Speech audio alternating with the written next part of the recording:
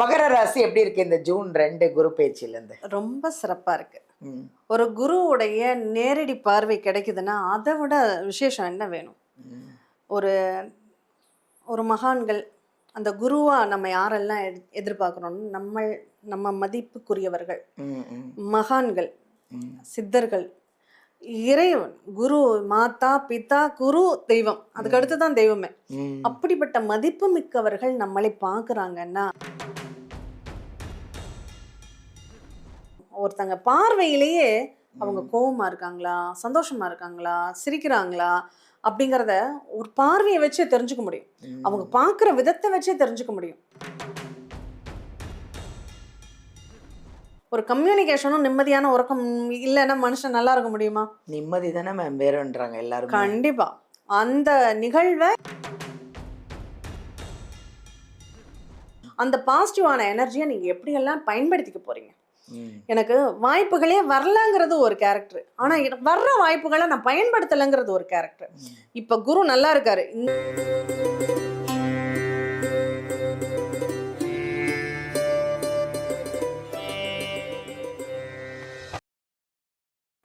எல்லாருக்கும் வணக்கங்க. எங்கள் ஜோதிடர் யுகம் சேனல் அனைவருமே, அதாவது உலகத்தில் பார்த்துட்ருக்கிற அத்தனை பேருக்குமே முதல்ல ஒரு நன்றி அண்ட் வணக்கம். ஏன்னா இந்த ஜோதிடர் யுகம் சேனல் இந்த அளவுக்கு பிரபலமாகிறதுக்கு நீங்கள் வியூவர்ஸ் தாங்க முதல் காரணம். ஏன்னா நாங்கள் ஃபுல்லாக இந்த அஸ்ட்ராலஜர் ஃபுல்லாக ஆக்சுவலாக ஆன்மீகம் இது எல்லாத்தையும் நாங்கள் உங்களுக்கு நிறைய பகிர்ந்துக்கிட்டு இருக்கிறோம். இன்றைக்கி ஒரு அருமையான ஒரு ஜோதிடரை பார்க்க போகிறோங்க. அவங்க யார் தெரியுமா? ஏஎல்பி ஜோதிடர், ஜோதிட ஆசிரியர், ஸ்ரீகுரு டாக்டர் சாந்தி தேவி ராஜேஷ்குமார் அவர்களுங்க. ரொம்ப அருமையாக அவ்வளோ அழகாக உட்காந்துட்ருக்காங்க பிரகாசமாக.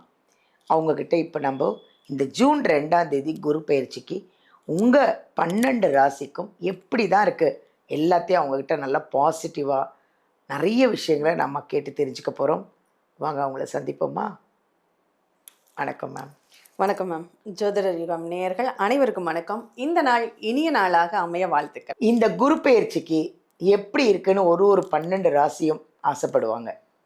இவ்வளோ நாள் நான் பட்டுட்டேன், இவ்வளோ நாள் எல்லாத்தையும் தாண்டி கஷ்டத்தெல்லாம் தாண்டி வந்துட்டேன், இனிமே தான் எப்படி இருக்க போகுது, எனக்கு ஏதாவது பரிகாரம் சொல்லுங்களேன், நான் எப்படி இருக்க போகிறேன்னு 12 ராசி அது பாருங்க ரெடியாக காத்துட்ருக்காங்க.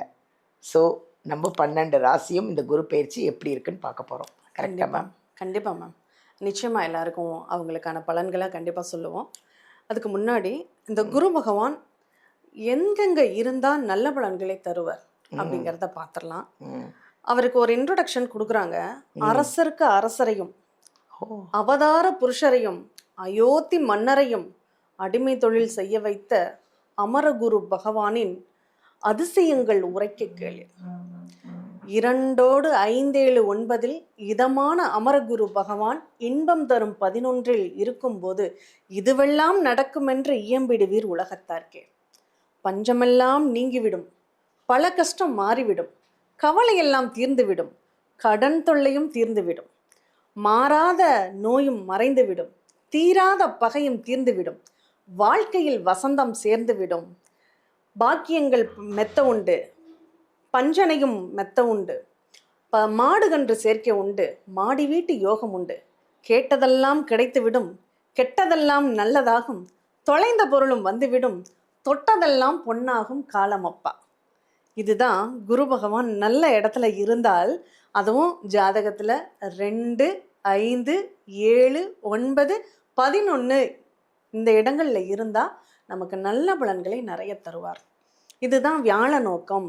குரு பகவான், குரு பயிற்சி, குரு பார்வை இது எல்லாமே இந்த இடத்துல இருந்தால் அவங்க நல்ல பாசிட்டிவான பலன்களை கொடுக்க கடமைப்பட்டவர் அப்படின்னு சொல்லியிருக்காங்க. அதனால் அவங்கவுங்க ராசிக்கு எந்த இடத்துல குரு பகவான் இருக்குன்னு அவங்களே தெரிஞ்சுக்க முடியும்.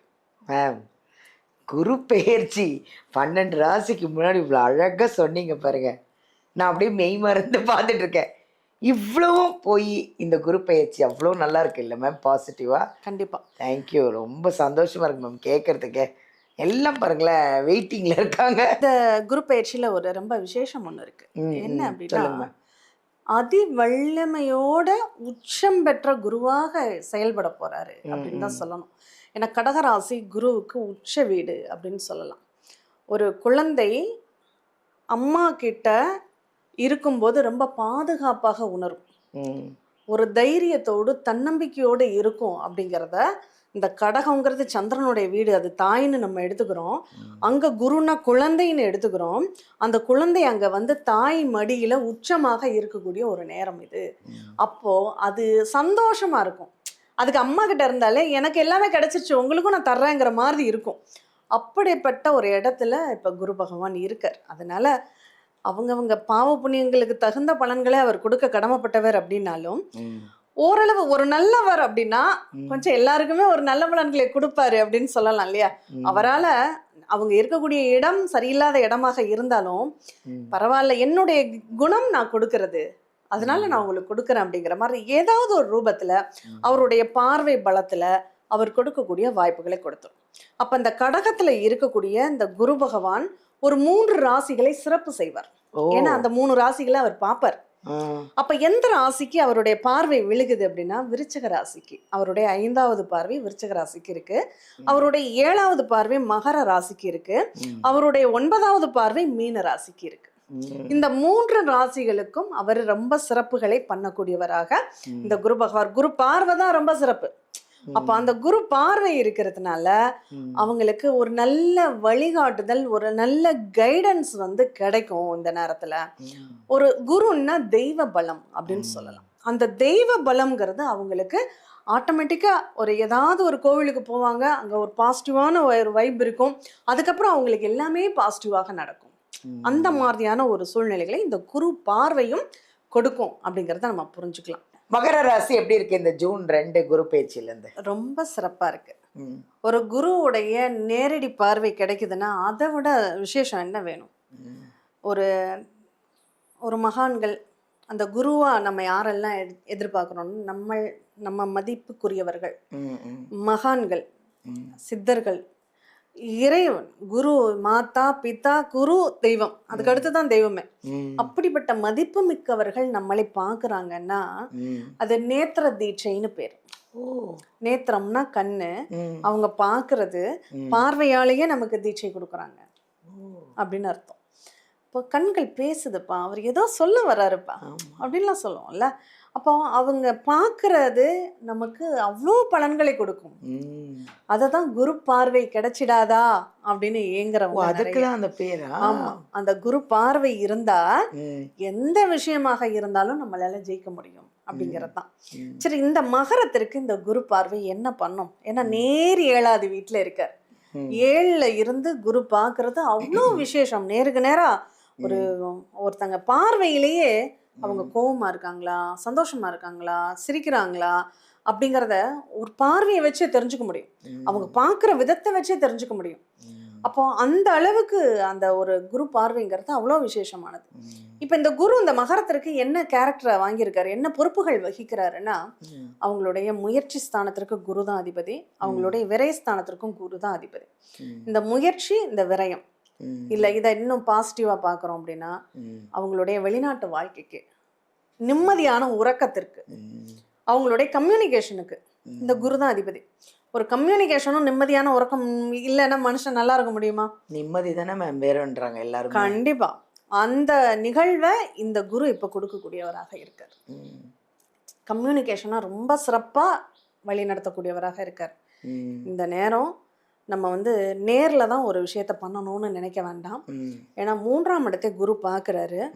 இந்த 3ஆம் இடத்தை பார்க்கும்போது நீங்க ஃபோன்ல கம்யூனிகேட் பண்ணினாலே அந்த வேற ஈஸியா நடந்தோம். அதை விட்டுட்டு நீங்க நேர்ல போய் என்னதான் காத்து கிடந்தாலும் அந்த செயல் நடக்காது. ஏன்னா 2ஆம் இடத்திற்கு குரு நல்லா இல்ல. 2ஆம் இடத்திற்கு அவர் 8ல உட்கார்ந்துருக்காரு, 6ல உட்கார்ந்துருக்காரு. அப்போ அந்த 2ஆம் இடத்து பலன்களை அவர், இன்னும் சொல்ல போனா இப்ப நீங்க படிக்கிறீங்கன்னு வச்சுக்கோங்களேன், ஆன்லைன்ல படிச்சீங்கன்னா சக்சஸ் பண்ணிடுவீங்க. இதே நேர்ல படிச்சீங்கன்னா வேலைக்கு ஆகாது. இப்ப வந்து ஜோதிடம் கத்துக்கிறதே நீங்க நேரடியா போய் ஜோதிடம் படிக்கிறீங்கன்னா உங்களால படிப்பே ஏறாது. ஆமா, ஆன்லைன்ல கத்துக்கிறீங்கன்னா ஈஸியா உங்களால அப்சர்வ் பண்ணிக்க முடியும். நிறைய பேர் இப்படி சொல்லியிருக்காங்க மேம். அந்த மாதிரியான ஒரு அமைப்பு இந்த மகரத்திற்கு கூடுதலா உண்டு அப்படின்னு சொல்லப்படுது. அதனால எதா இருந்தாலும் நீங்க ஆன்லைன்ல நீங்கள் கம்யூனிகேட் பண்ணுறீங்கன்னா ரொம்ப நல்லாயிருக்கும். ம் அதே மாதிரி ஆன்லைன் வர்த்தகங்கள் சம்மந்தமான நிகழ்வுகளுமே உங்களுக்கு ரொம்ப நல்லாயிருக்கும். ம் இப்போ போட்டித் தேர்வு ஏதாவது எழுத போகிறீங்க அப்படின்னா இந்த மகரத்துக்கு அது ரொம்ப சக்ஸஸ்ஃபுல்லாக இருக்கக்கூடிய ஒரு வாய்ப்புகள் உண்டு அப்படின்னு சொல்லலாம். ம் இளைய சகோதரர்களுக்கு நிறைய நன்மைகள் கிடைக்கிறதுக்கு உண்டான வாய்ப்புகள் இருக்குது. அதுக்கு திருமணம் சார்ந்த நிகழ்வுகள்லாம் ரொம்ப நல்லாவே இருக்கும். இன்னும் சொல்லப்போனால் ரொம்ப அட்வைஸ் பண்ணக்கூடிய ஒரு வாழ்க்கை துணை கிடைப்பதற்கான வாய்ப்புகள் ரொம்ப நல்லா இருக்கு. Very good. வாழ்க்கை துணை நமக்கு ஆலோசனை கொடுக்குது அப்படின்னா அது பெரிய gift. கிஃப்ட் மேம் அது அது உண்மைதான். ஆனால் நிறைய பேர் கேட்க மாட்டாங்க. நிறைய பேர் என் பொண்டாட்டி பேச்சை கேட்டிருந்தா நான் வாழ்க்கையில் உருப்பிட்டுருப்பேன் அப்படிம்பாங்க. லேட்டாக சொல்லுவாங்க. கண்டிப்பா அதை வந்து ஸ்டார்டிங்லேயே அவங்க புரிஞ்சுக்கிறாங்கன்னா அவங்களுக்கு ரொம்ப நல்லா இருக்கும். இந்த காலகட்டங்கள் அவங்களுக்கு குரு பார்வை வேற என்ன வேணும்? இடம், வீடு, சொத்து, சுகம், வண்டி, வாகனம், ஒரு நல்லவர் நம்மளை பார்க்குறாருனா, நல்லவர் நம்மளை வழி நடத்துறாருனா அதுக்கு மேலே என்ன வேணும்? எல்லாம் உன்னுடைய பொறுப்புப்பா, நீ எதை கொடுத்தாலும் நான் சந்தோஷமா ஏற்றுக்கிறேன். அந்த ஒரு பக்குவ நிலைக்கு மட்டும் நீங்கள் வந்துடுங்க. கண்டிப்பாக உங்களாலையும் சாதிக்க முடியும், வெற்றி பெற முடியும். அதுக்கான ஒரு பாசிட்டிவான ஒரு எனர்ஜி உங்களுக்கு கிடைக்க ஆரம்பிக்குது. அந்த பாசிட்டிவான எனர்ஜியை நீங்கள் எப்படியெல்லாம் பயன்படுத்திக்க போகிறீங்க? எனக்கு வாய்ப்புகளே வரலங்கிறது ஒரு கேரக்டர், ஆனால் வர்ற வாய்ப்புகளை நான் பயன்படுத்தலைங்கிறது ஒரு கேரக்டர். இப்போ குரு நல்லா இருக்காரு, இந்த நேரத்தில் எனக்கு நல்லது நடக்கலைன்னு நீங்கள் சொல்கிறீங்கன்னா அப்போ வாய்ப்புகளை நீங்கள் பயன்படுத்தி கொள்ளவில்லை அப்படின்னு தான் அர்த்தம். அதனால மகர ராசி இந்த வருஷம் எனக்கு குரு நல்லா இல்லை, எனக்கு நல்ல பலனே வரலன்னு யாருமே கமெண்ட் பண்ணக்கூடாது. நீங்கள் அந்த வாய்ப்பை நீங்கள் சரியாக பயன்படுத்தலை. வேணா கொடுக்குற தெய்வம் கூரையை பிச்சுக்கிட்டு, இப்பெல்லாம் கூரையை பிச்சுக்கிட்டுலாம் எதுவும் கொடுக்காது. ஏன்னா கூரை யாரும் போடலை. நல்லா கவனிங்க, கூரை யாரும் போடலை. அதனால அந்த கொடுக்குற தெய்வம் நம்ம வாய்ப்புகளை தேடி நீங்கள் போக வேண்டியதில்லை, அதுவாக தேடி வரும். தேடி வர்ற வாய்ப்புகளை பயன்படுத்திக்கோங்க. அதுதான் இந்த காலகட்டங்கள் உங்களுக்கு ரொம்ப சிறப்பாக இருக்கும். நீங்கள் இந்த நேரம் உங்களுடைய நண்பர்கள் கூட உங்களுக்கு வழிகாட்டியாக வருவாங்க. ஏன்னா 7ல் போய் குரு உட்கார்ந்துருக்காரு. நண்பர்கள் கூட உங்களுக்கு வழிகாட்டியாக இருப்பாங்க. உங்கள் வாழ்க்கை துணை உங்களுக்கு வழிகாட்டியாக இருக்கும். சில நேரங்களில் சந்தர்ப்ப சூழ்நிலைகள் ஒருத்தரை போகிற போக்கில், எப்பா இதை பண்ணாதப்பா, நீ இந்த பாதையில் போ, நல்லா இருக்கு ரோடு, நம்ம வேற பாதை செலக்ட் பண்ணி வச்சுருப்போம். இப்போ இந்த பாதையில் கொஞ்சம் ரோடு மோசமாக இருக்குது, ஏதோ ஒரு வேலை நடந்துட்டுருக்கு, நல்ல டிராஃபிக்காக இருக்கும், நீங்கள் இந்த பாதையில் போ, அதை கேளுங்க, அது சக்ஸஸ் ஆகும். அப்போ அந்த ஒரு நிகழ்வுக்குள்ளே நீங்கள் வாங்க. கண்டிப்பாக உங்கள் வாழ்க்கையில் ஜெயிக்கக்கூடிய வாய்ப்புகளை இப்போ குரு கொடுக்க ரெடியாக இருக்கார். பெறுவதற்கு நீங்களும் தயாராக இருக்க வேண்டும். Thank you ma'am, thank you. அதாவது மகர ராசின்னு இல்லைங்க, எல்லா ராசியுமே நமக்கு தேவை இப்போதைக்கு வந்து நிம்மதி, சந்தோஷம், ஆரோக்கியம். இது 3 இருந்தால் பணம் ஆட்டோமேட்டிக்காக வந்துடும். முயற்சி, உழைப்பு இதெல்லாம் இருந்தாலே கண்டிப்பாக சக்ஸஸ் ஆகும். மேம் சொன்னாங்க பார்த்தீங்களா, எதுவுமே எனக்கு வரல, அது இல்லை, நீங்கள் உழைக்கிறீங்க, முயற்சி பண்ணுறீங்க, விடாமுயற்சி பண்ணிகிட்டே இருந்தீங்கன்னா கண்டிப்பாக சக்ஸஸ் இருக்குது, உங்களுக்கும் இருக்குது. மகர ராசி இந்த குரு பயிற்சியிலேருந்து டாப் தான். அப்புறம் என்ன கவலை? ஹாப்பியாக இருங்களேன்.